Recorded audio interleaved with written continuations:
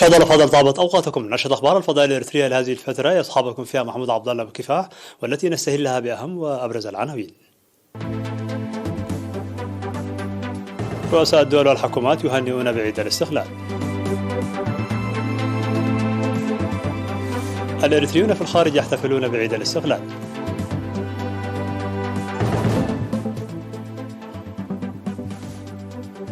تطور خدمات مستشفى فعبت نحو الأفضل.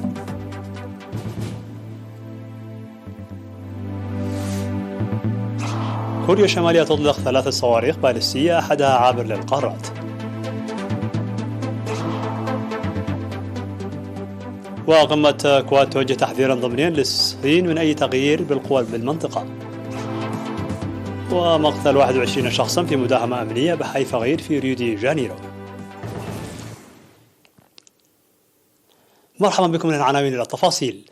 بعث رؤساء اثيوبيا وجنوب افريقيا وسريلانكا والسويد وبريطانيا برسائل تهنئه لحكومه وشعب اريتريا بمناسبه الذكرى 31 للاستقلال المجيد.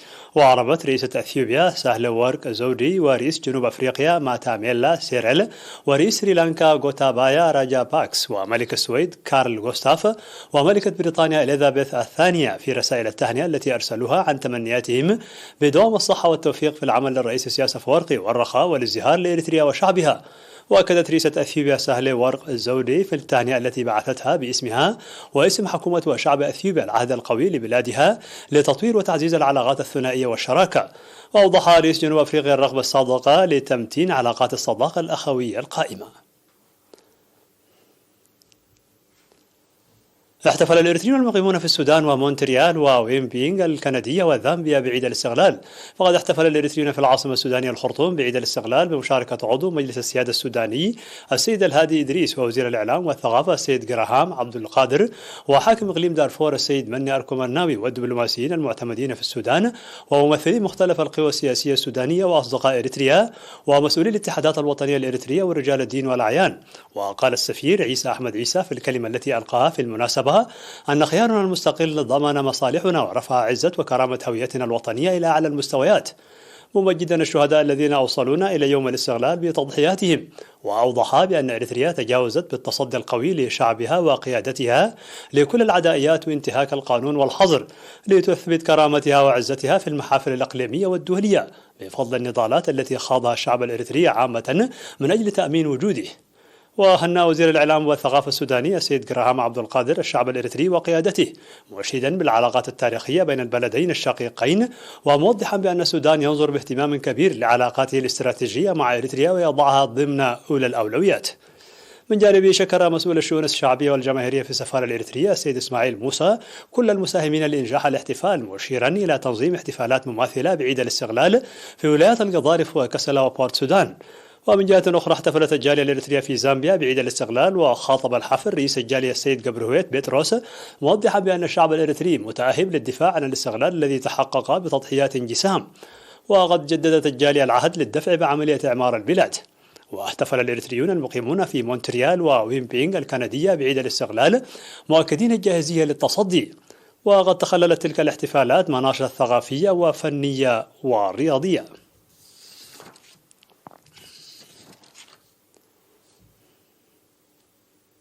احتفل الإريتريون المقيمون في إسرائيل بعيد الاستقلال يوم 21 من مايو تحت شعار خيارنا المستقل عزتنا. وأوضح القائم بأعمال السفارة الإريترية في إسرائيل السيد سلمون كنفي في المناسبة التي حضرها آلاف المواطنون التضحيات الكبيرة التي قدمها الشعب الإريتري لنيل استقلاله والدفاع عنه. وقال الأستاذ ريزقي غويتوم في الكلمة التي ألقاها باسم الجالية الإريترية بأن الاحتفال يعكس ارتباطهم الوثيق بوطنهم، مؤكدا استعدادهم لتقوية التأطير والتنظيم والإيفاء بكل المتطلبات الوطنية. هذا وقد أحيت الفرقة الفنية المكونة من الإريتريين المقيمين في إسرائيل والفنانين القادمين من أوروبا الحفل بتقديم باقة من الأغاني الوطنية.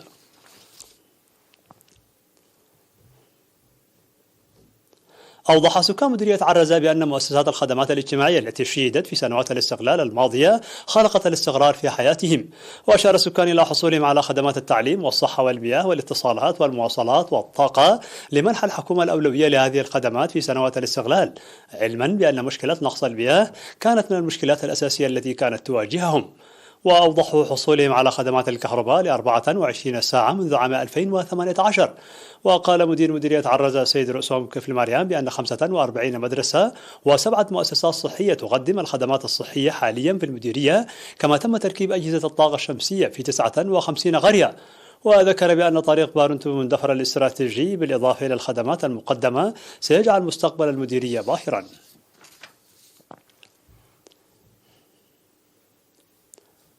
تطورت الخدمات الصحية التي يقدمها مستشفى فعبد في سنوات الاستغلال، خاصة في السنوات الثلاث الماضية، بفضل الاستثمار الكبير في القدرات البشرية والمعدات. وأوضح المسؤول الإداري للمستشفى السيد مولوجيتا تسقاي بأن المستشفى يقدم إلى جانب الأنشطة المعتادة خدمات الجراحة وطب العيون والأسنان ورعاية الأطفال الخدج. وقال أن عدد الأطباء ارتفع من 2 إلى 6 طبيب، وبلغ عدد الممرضين والكادر الصحي عموما إلى 85، مما ساهم ذلك في تطوير الخدمات الصحية المقدمة. هذا ويوجد في مديرية فعبد مستشفى واحد ومركز صحي وعيادتين ونقطتين صحيتين، وبلغت نسبة تغطية تطعيم الأطفال 98%. أعلنت وزارة الصحة بأن الفحوصات المخبرية التي أجريت اليوم في الإقليم الأوسط قد أظهرت إصابة مواطن واحد من سنبل بفيروس كورونا. في غضون ذلك شفي 2 من مرضى وباء كورونا كانا يتلقيان الرعاية الصحية في مستشفى الإقليم الأوسط، وبهذا بلغ عدد المصابين بفيروس كورونا في البلاد حتى الآن 9756، شفي منهم 9646 وتوفي 103 مريضا، فيما لا يزال يتلقى 7 من المصابين بالوباء الرعاية الصحية في المستشفيات. وزارة الصحة 25 من مايو 2022.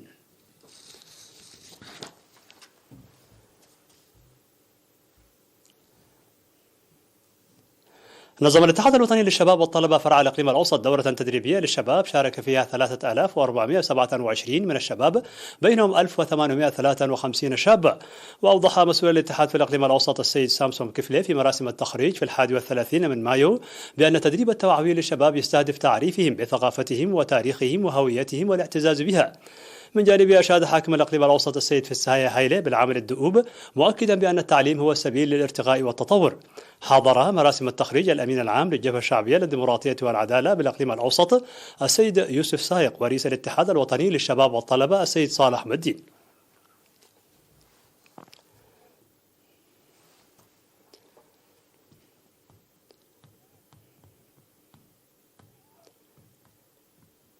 مشاهدينا الأفاضل، في نهاية النشر لكم تذكير بأبرز ما جاء فيها من عناوين.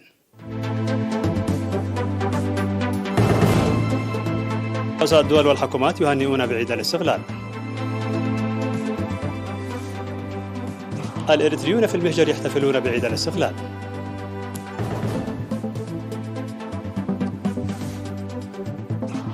تطور خدمات مستشفى فعبد نحو الأفضل.